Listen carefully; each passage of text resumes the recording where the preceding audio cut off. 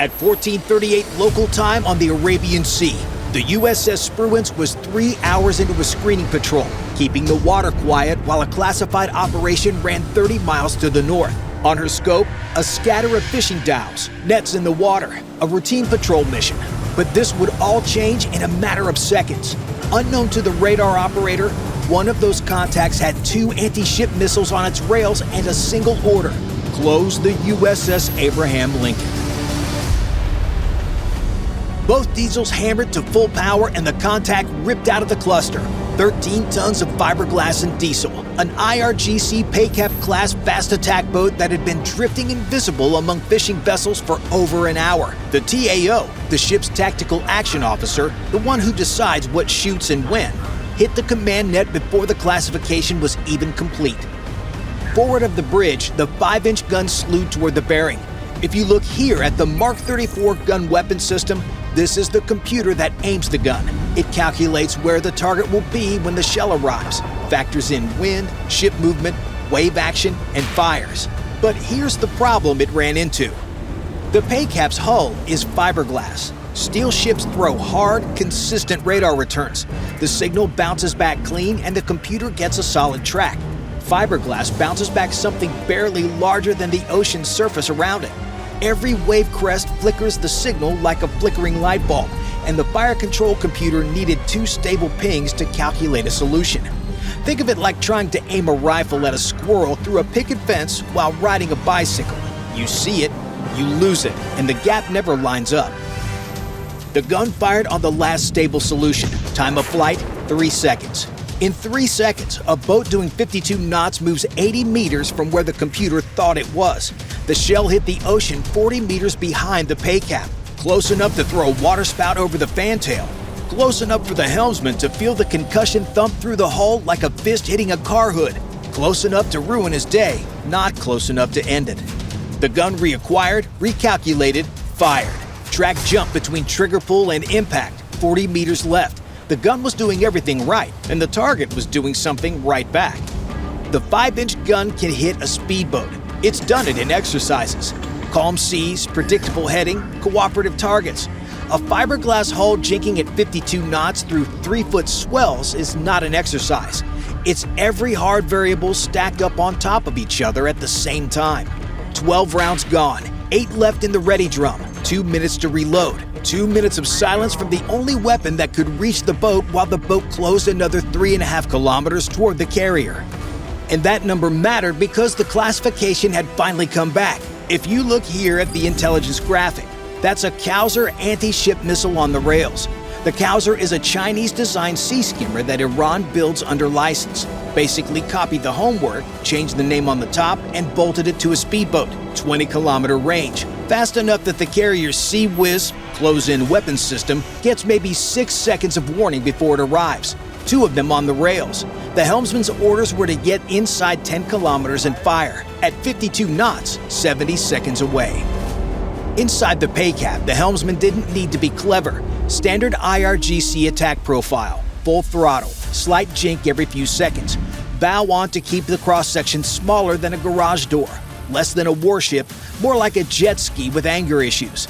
The TAO made the call, cease fire on the Mark 45, launched the helicopter.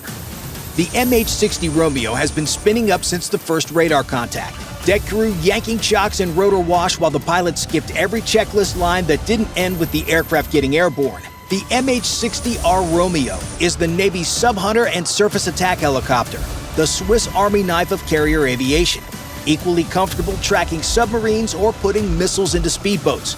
If you look here at the stub pylons, each Romeo carries up to 4 AGM-114 Hellfire missiles. The sensor operator in the left seat already had the ANAAS-52 multispectral targeting system hunting the contact bearing, a thermal camera on a swivel that can read a license plate from 5 miles. The Romeo lifted, nose dipping hard as the pilot traded altitude for speed, 150 knots toward the target at 200 feet above the Whitecaps.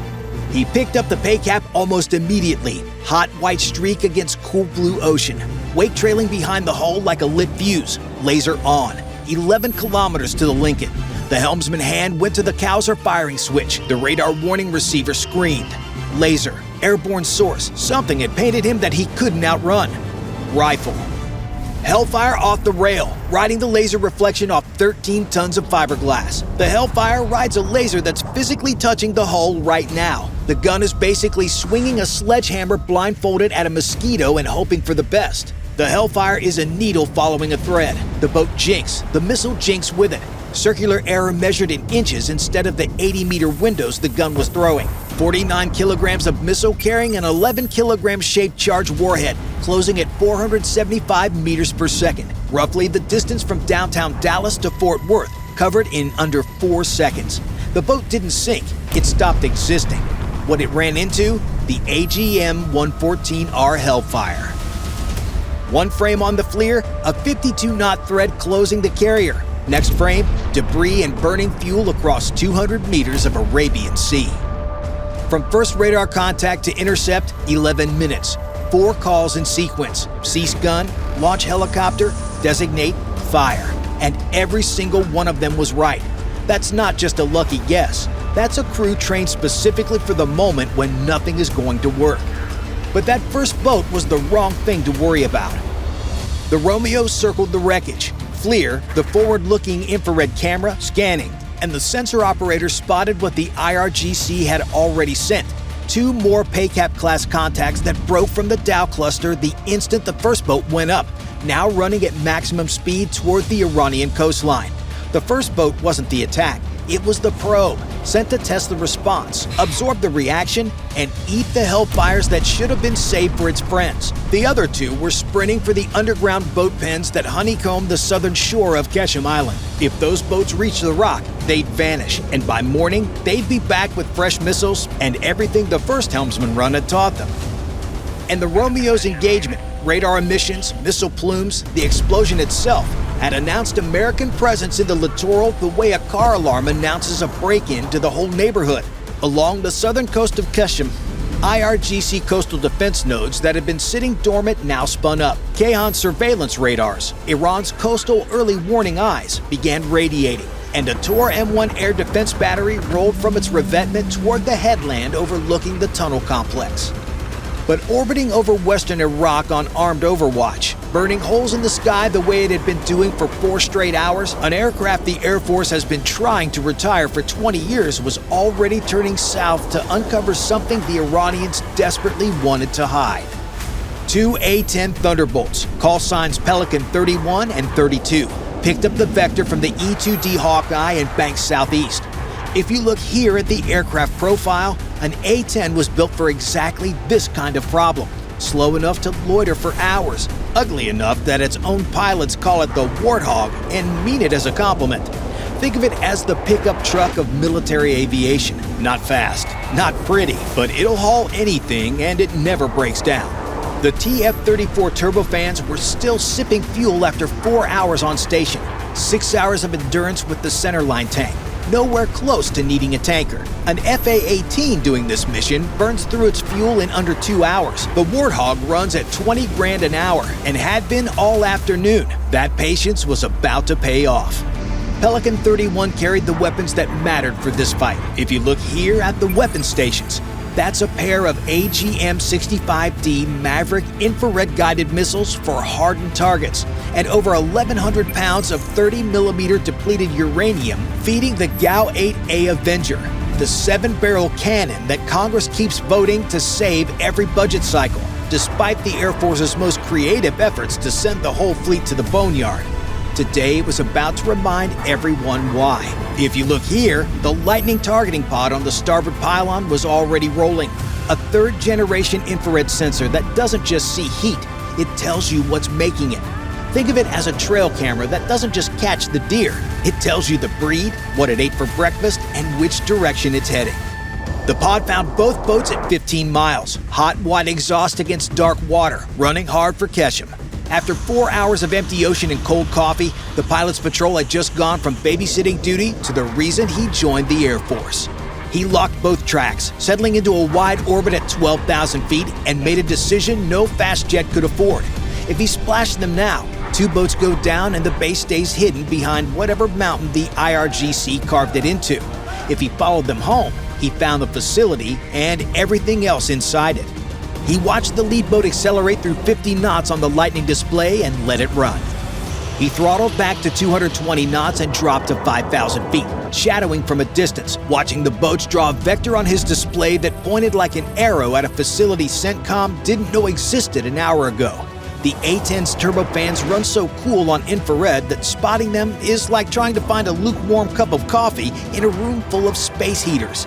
Everything else is screaming heat, and the A-10 is just sitting there blending in. Nobody was looking for a Warthog. Nobody ever is, until the gun starts screaming at you. Pelican 31 watched the first boat decelerate near the coast. The lightning pod zoomed into maximum magnification, and the pilot saw something that made the entire 4-hour orbit worth the fuel. A narrow opening at the waterline of a limestone cliff, concealed under camouflage netting and dry vegetation, 8 meters wide, 4 tall. The Peykaap nosed in and the infrared signature winked out. The rock ate it whole. Now the pilot had a problem the Mavericks couldn't solve on their own.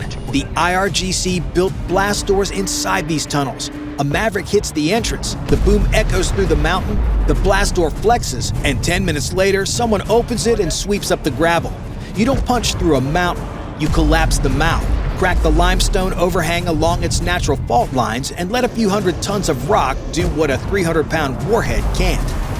But the second boat was 90 seconds from the same entrance. If it reached the rock, one mouth sealed, one still functional, boat sortie by morning and the whole cycle starts over. He pushed the nose toward the coast and the throttle forward. At 12 miles, the ALR-69 screamed. Phased array, bearing straight ahead, the headland above the tunnel, the Tor-M1. And here's why this is the one system A-10 pilots are specifically briefed to stay away from. The Tor-M1 is a Russian-built short-range missile system, or SAM, that can go from detection to missile launch in 8 seconds. That's less time than it takes to read this sentence.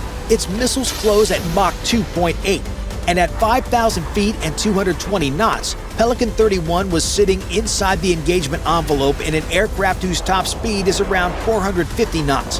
You can't outrun a missile doing Mach 2.8 in an airplane that tops out at a speed more than 4 times as slow. The A-10 was built to take a punch, not dodge one.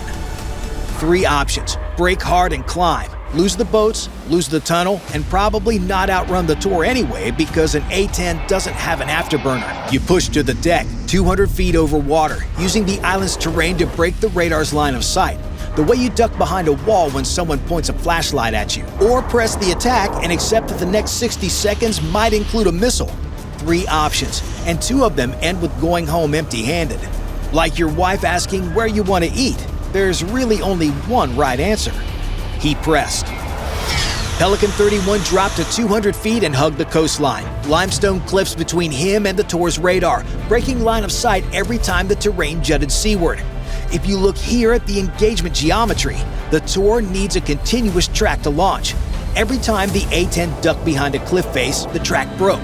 Every time it broke, the 8-second launch clock reset to 0.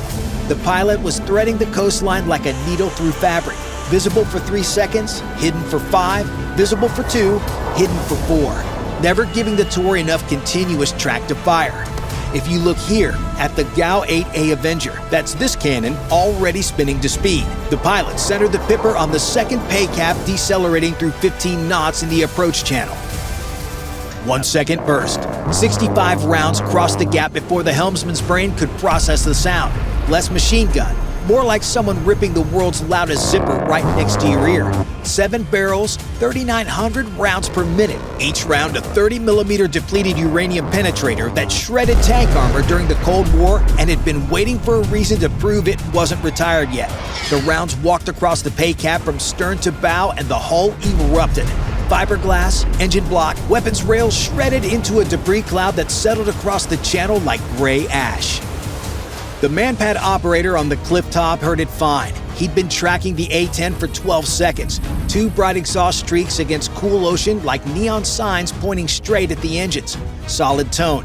He squeezed the trigger and the missile left the tube in a burst of white smoke. If you look here at the Masog 2, Iran's copy of the Chinese QW-1, here's what makes it the one thing A-10 pilots lose sleep over. It doesn't emit anything. No radar, no signal, nothing on the warning receiver. It's a guy sitting in a dark room with a baseball bat. No alarm, no warning, just patience and a heat-seeking warhead. The ALR-69 didn't scream this time. Manpads don't emit radar. The first warning was the missile warning system catching the IR bloom, a smoke trail climbing from the cliff face at his 2 o'clock. He broke right, hard, flares punching into the sky behind him. MJU-7s blooming at 2200 degrees Fahrenheit. The MSOG-2 Seeker hesitated between the engine and the first flare, then snapped onto the second flare as it bloomed directly in the missile's flight path. The Seeker followed the flare down and away. The missile detonated 400 meters behind and below the aircraft. Close enough to hear, not close enough to matter. The missile's infrared seeker locks onto the hottest thing it can see, the engine exhaust. When a flare ignites, it burns hotter than the engine. The seeker sees a new, brighter heat source and chases it instead. Think of it as throwing a steak to a guard dog so it chases dinner instead of you. Timing is everything. Too early and the flare drifts before the missile arrives. Too late and the seeker's already committed to the engine. The pilot timed it right. 3 flares in rapid sequence, each one a white-hot invitation burning hotter than his turbofans. The Manpads team was already reaching for a second tube. Pelican 32 didn't give him the chance. The wingman had been 30 seconds behind and saw the whole thing. The smoke trail from the cliff, the flare bloom, the missile breaking away. He rolled toward the cliff, selected the guided 70mm Hydra rockets you see here, and put 3 of them into the Manpad's position in a sequence so fast the second rocket was in the air before the first one hit. Then the wingman banked hard, selected the AGM-65 Maverick, and locked onto the residual heat where the first boat's exhaust had baked the limestone around the tunnel mouth. Infrared seeker holding the contrast between the warm rock and the cool cliff. Pickle. The Maverick cracked the overhang along the natural fault lines that had been holding that cliff together for a few million years and just needed a little encouragement. 200 tons of rock cascaded across the entrance. 3 boats destroyed, an underground base CENTCOM didn't know existed 60 minutes ago, now sealed under its own mountain. All of it done by 2 pilots in an aircraft the Air Force spent a decade trying to sundown, flying lower, slower, and closer to the threat than anything else in the inventory would have accepted. The Warthog doesn't win by being fast, it wins by refusing to leave. Both A-10s cleared the coastline and turned for the tanker track. The Tor's operators watching 2 infrared contacts disappear behind the ridgeline for the last time. If you enjoyed this video, watch our other video of the U.S. war with Iran. Bye for now.